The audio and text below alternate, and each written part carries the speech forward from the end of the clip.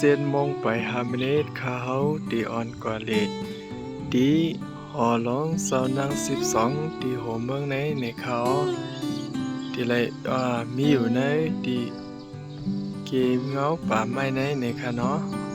หอค้าพอซึ่งในเกาะกวัดด้วยซ้อมกันค่ะเนาะตีเป็นซึ่งให้มีซึ่งอยู่ในเกาะ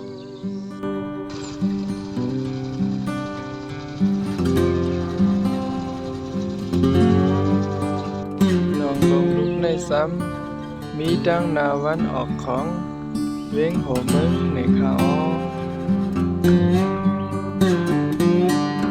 หอค้าอันนี้ก็เป็นพอลุงเฮาอ่านมาลุมลาปัดเพียวดีหอนั่ง12ในข่าวอันตั้งซื้อจิพอลุงเฮาไว้ค่ะอ๋อค่ะมาเปิดหลายๆปีแล้วค่ะอ๋อค่ะว่านั้นปีพอลุงเฮาอ่อนเกิดด้วยดังเหนือมีซึ่งเป็นซึ่งอ๋อค่ะอันนี้ได้เป็นหอเก่าค่ะย่อแน่พอลุงเฮาอ่ะอ๋ออ๋อค่ะอ๋อเหมือนตั้งได้มีมาไว้ตินมีมาไว้กันแน่ค่ะนั่นนะ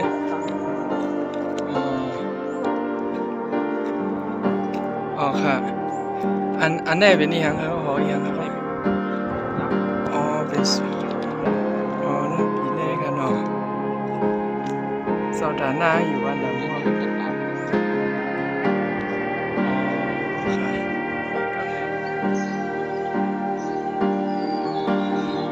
ก็แม่อันนั้นครับรุ่นหลังอัน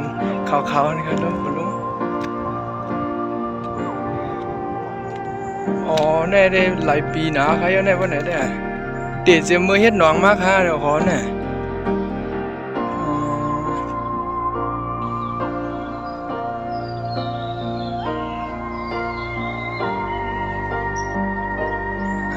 อันแน่ครับลูก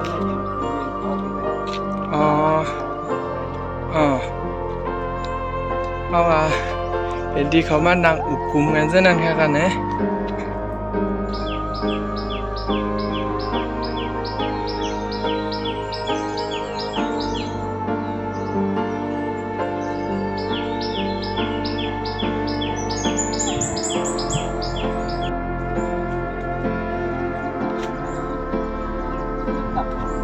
อ๋ออันแน่ครับเนาะอ๋อเนี่ยเป็นโหมดถ่าเขากองเขาซะในงานนั่นนะ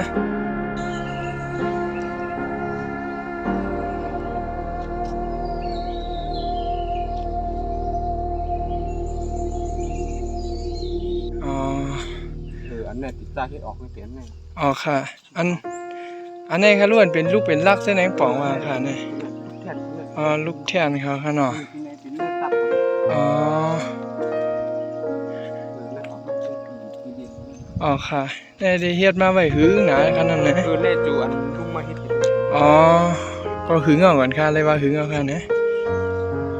นี่เป็นกองลงอ๋อ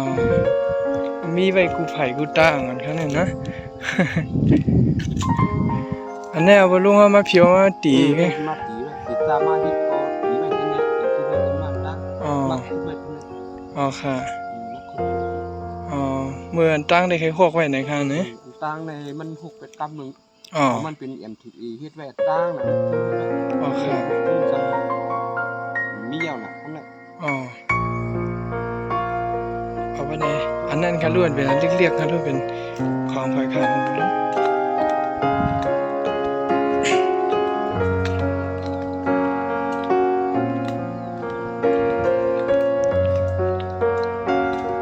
นี่ค่ะล้วนเป็นหอของไฟอ๋อนี่ค่ะอันนี้เป็นมาเป็นขึ้นมาปุดไว้อ๋อน้ำหมึกสูงคุณลุงพูดเลยอันเก่ามาไว้ที่นี่อ๋อค่ะเอาโน้ตด้วยเดือนเก่าอ่อนเหมือนนี่ค่ะเนาะ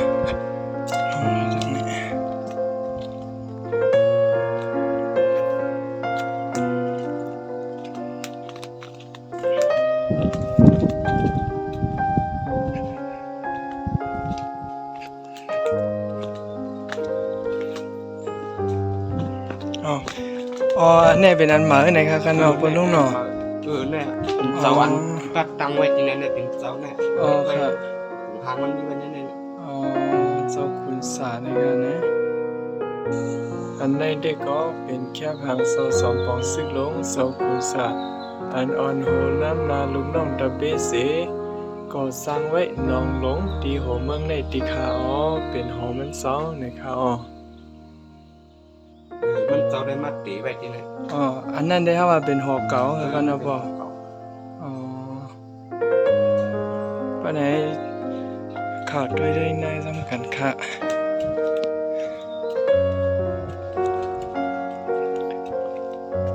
ที่นี่เป็นทางนำ อ๋อนี่เป็นตาน้ำบ่คะเนาะแป้งก็เฮ็ดไว้นั่นนี่ไม่เอา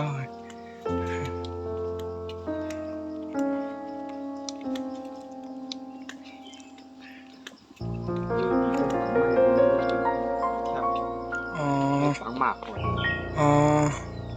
แล้วป่าไม้เอาแน่ค่ะเนาะ ไม่สุก อ๋อไม้นี่เอาซื้อเหล้ายาวหลีกับคันรุ่นนี่เนาะให้สั้นไว้ก่อน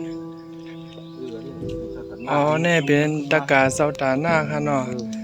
หอเสานั่ง12ในเขาเป็นเสาซึกมหาจักรปานังคำหลีลูกไสเสาไสขุนโตอ๋องนางปงโฮมหมู่ซุมS3โตตั้งเสียงคืนกุมหลุดด้านไว้นี่ครับอันนี้เนี่ยเป็นปีก่อสร้างอันมาหลุดด้านไว้มาไหม ได้ อ๋อ อ๋อค่ะเอาเพิ่นไหนเขาต้วยดังได้สำคัญค่ะ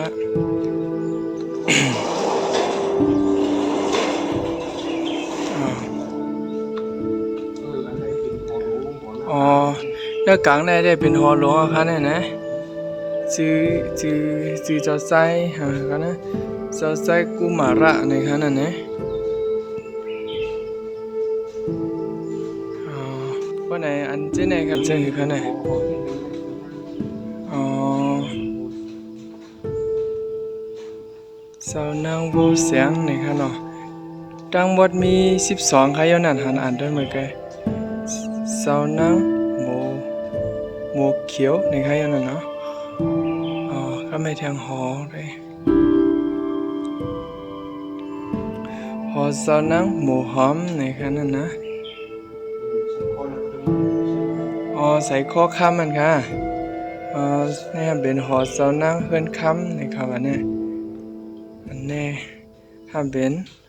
หอเสานังจำหอมนะครับอ่ะหอเสานังจำหอมเพราะเขามาหลัวเขาก็มาหลูเจ้กันไกนั่นนี่กันนะหอเสานังหอเสานังหมูพองนะครับ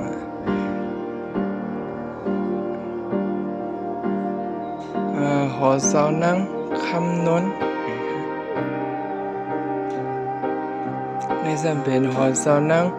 หมูแก้วนะครับเนี่ย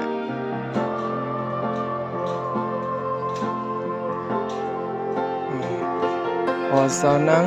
หมูพองนะครับเนี่ยหอเสานังหมูนนนะครับเนี่ยหอเสานังหมูนนเนี่ยสามารถแทงหอเสานังนนคำนะครับเนี่ยในซ้ำอันเลือดสุดในซ้ำเป็นหอเสานังถ้วยคำนะครับเนี่ยทั้งหมดมี12ค่ะเนาะปลุงเนาะอ๋อ22อ๋ออันไม่อยู่เส้นไหนสองมีลองหลักไล่ห่างกันกันเนี่ยปลุงเขามาลุมลาเส้นไหน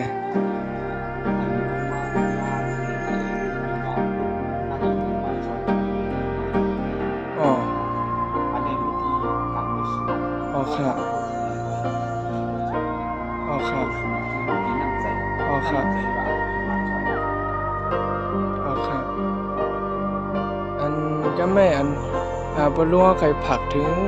หนูให้ใจยิ่งอันมาดังหนองหลงได้ในเคยปันจึงคือค่ะ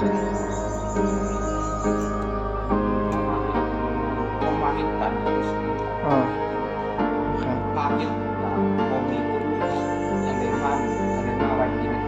ครับ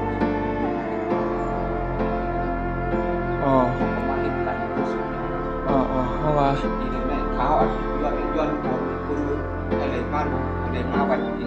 อ๋อครับอ๋อครับอ๋อวันไหนก็ยินชมพอลุงเขาอย่านำน้ำค่ะเนาะตอนตากันเมื่อไหร่ก็ ก็มีบ่ลุงเฮาก็ห้ามเหี้ยวนะครับมาทำได้อันเนี้ยเป็นเพิ่นลุมลางมา